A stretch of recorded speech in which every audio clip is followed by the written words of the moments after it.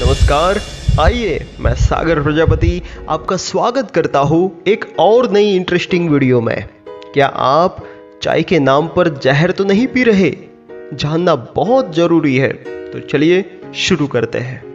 मित्रों, चाय के बारे में सबसे पहली बात ये कि चाय जो है वो हमारे देश भारत का उत्पादन नहीं है।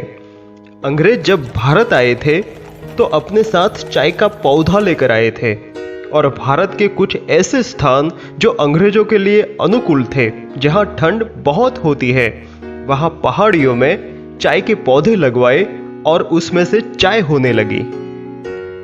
तो अंग्रेज अपने साथ चाय लेकर आए। भारत में कभी चाय नहीं हुई। 1750 से पहले भारत में कहीं भी चाय का नामो निशान नहीं था। ब्रिटिशर आए ईस्ट इंडिया कंपनी लेकर, तो उन्होंने चाय के बागान लगाए और उन्होंने ये अपने लिए लगाए। तो सवाल है, क्यों लगाए? चाय एक मेडिसिन है, इस बात को ध्यान से पढ़िए।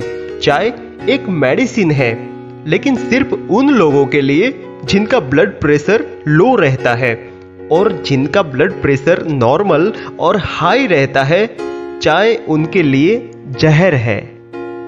लो ब्लड प्रेशर वालों के लिए चाय अमृत है, और जिनका हाई और नॉर्मल रहता है, चाय उनके लिए जहर है।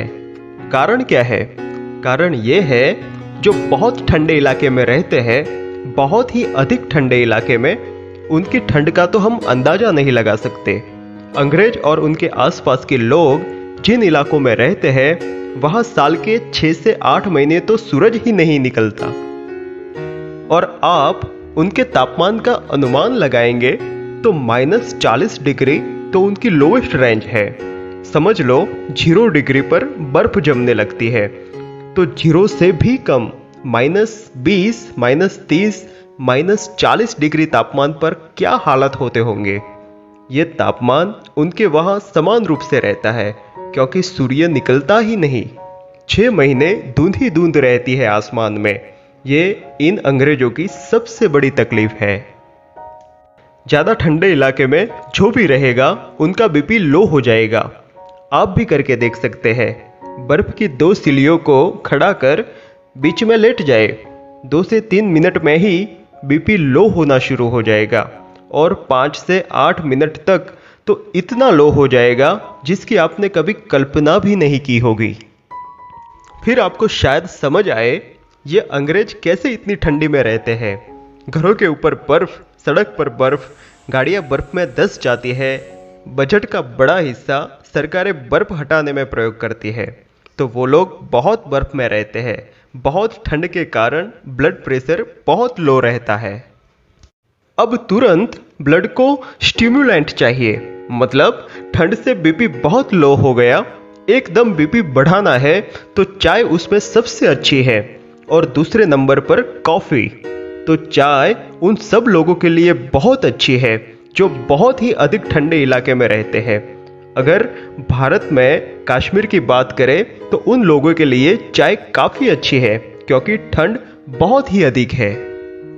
लेकिन बाकी भारत के इलाके जहां तापमान सामान्य रहता है और मुश्किल से साल के 15 से 20 दिन की ठंड है, वो भी तब जब कोहरा बहुत पड़ता है, हाथ पैर कांपने लगते हैं, तापमान 0 से 1 डिग्री के आसपास होता है, तब आपके यहाँ कुछ दिन ऐसे आते हैं जब आप चाय पी लो या कॉफ़ी पी लो, कोई बात नहीं।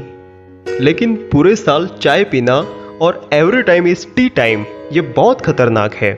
और कुछ लोग तो कहते हैं कि बिना चाय पिए तो सुबह टॉयलेट भी नहीं जा सकते। तो ये तो बहुत ही अधिक खतरनाक है। इसलिए उठते ही अगर चाय पीने की आपकी आदत है तो इसको बदलिए, नहीं तो होने वाला क्या है सुनिए। अगर नॉर्मल बीपी आपका है और आप ऐसे ही चाय पीने की आदत जारी रखते हैं, तो धीरे धीरे बीपी हाई होना शुरू होगा, और ये हाई बीपी फिर आपको गोलियों तक ले जाएगा।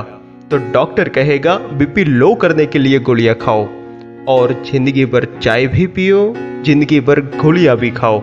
डॉक्टर ये नहीं कहेगा चाय छोड़ दो, वो कहेगा जिंदगी भर गोलियां खाओ, क्योंकि गोलियां बिकेगी तो उसको भी कमीशन मिलता रहेगा।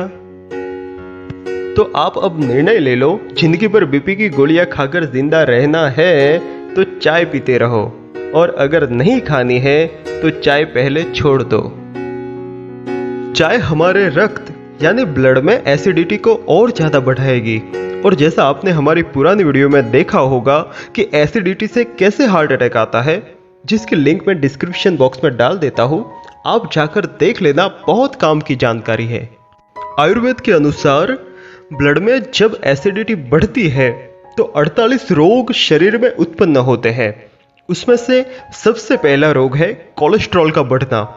कोलेस्ट्रॉल को आम आदमी की भाषा में बोले तो मतलब रक्त में कचरा बढ़ना, और जैसे ही रक्त में ये कोलेस्ट्रॉल बढ़ता है तो हमारा रक्त दिल की नलियों में से निकलता हुआ ब्लॉकेज करना शुरू कर देता है, और फिर वो ब्लॉकेज धीरे धीरे इतनी बढ़ जाती है कि पूरी नली भर जाती है और मनुष्य को हार्ट अटैक होता है। इसलिए आप कृपया इसे छोड़ दें। अब आपने इतनी एसिडिक चाय पी पी कर जो आज तक पेट बहुत ज़्यादा एसिडिक कर लिया है, इसकी एसिडिटी को फिर कम करिए। कम कैसे करें? सीधी सी बात, पेट एसिडिक है तो क्षारीय चीज़ें अधिक खाओ, क्योंकि एसिडिक और अल्कलाइन यानी अम्ल और क्षार दोनों को मिला दो तो न्यूट्रल हो जाएगा, जैसे 1 - 1 = 0 होता है। ताज़ा फल और हरी सब्जियाँ, ये सब क्षार वाली चीज़ें हैं, जिसे खाओ और स्वस्थ रहो, निरोगी रहो। आप सलामत तो देश सलामत। ऐसी ही इंटरेस्टिंग वीडियोस जिससे आपकी ज़िंदगी बदल सकती है, देखने के लिए चैनल को सब्सक्राइब करिए, साथ रहिए। धन्यवाद।